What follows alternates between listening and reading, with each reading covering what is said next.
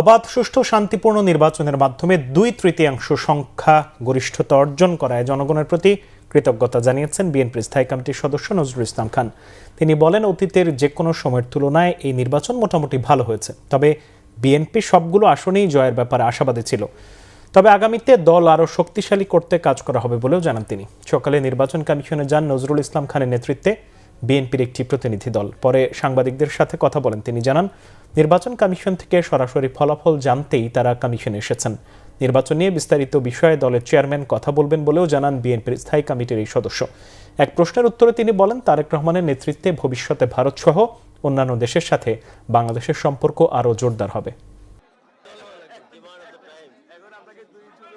আল্লাহর অসীম মেহেরবানি যে এর আগের অনেক নির্বাচনে আরো অনেক বেশি প্রাণহানি হয়েছে, অনেক বেশি ক্ষতিগ্রস্ত হয়েছে মানুষ, অনেক বেশি রাষ্ট্রীয় সম্পদ হানি হয়েছে। এবার আল্লাহর অসীম মেহেরবানিতে তেমন কিছু হয় নাই। এটা খুব গুরুত্বপূর্ণ বিষয়।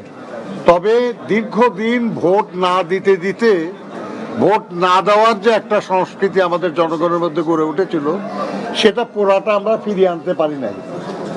আমরা আশা করি যে আগামী দিনগুলিতে আমরা পারবো জনগণকে ভোটের প্রতি আরো আগ্রহী করতে পারবো।